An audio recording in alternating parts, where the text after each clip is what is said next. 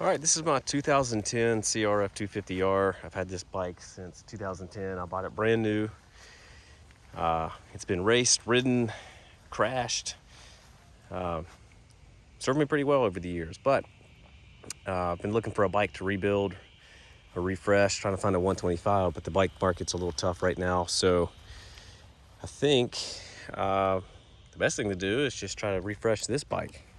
It's going to be the cheapest option, is the one that I already own. So we'll go ahead and see what we can kind of fix up on this. So there's a few things going on with it.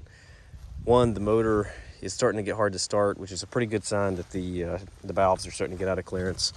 So we'll go ahead and tear the head off, measure the clearance, and then I believe it's probably going to need reshimmed. I've never ever adjusted this bike since 2012. It's now 2022. Never adjusted the valves, never even looked at the valves. It'll still start up and run. Runs okay.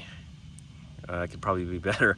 The 2010s were definitely notorious for being the first year that the bikes came out with fuel injection, and they were just kind of down on power from the factory. So that's usually how it goes with the first year bikes. And this was definitely definitely not a difference there. So I've got a plug in there, kind of like a spark arrestor, and a noise. Helps lower the noise. It's the DB dog.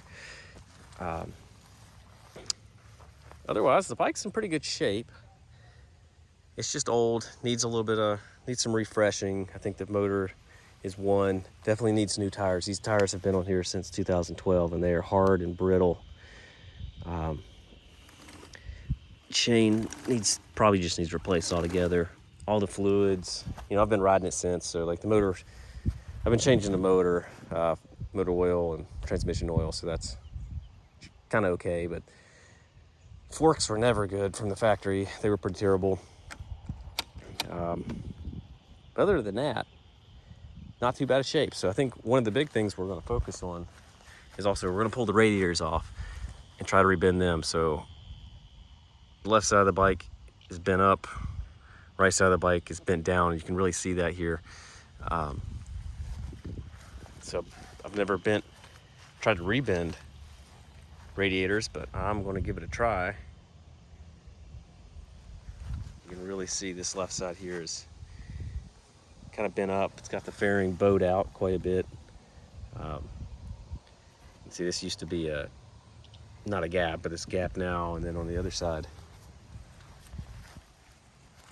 you can see it's crushed in. It needs pulled out a little bit the best we can. It also needs, this right side needs pulled up as much as we can.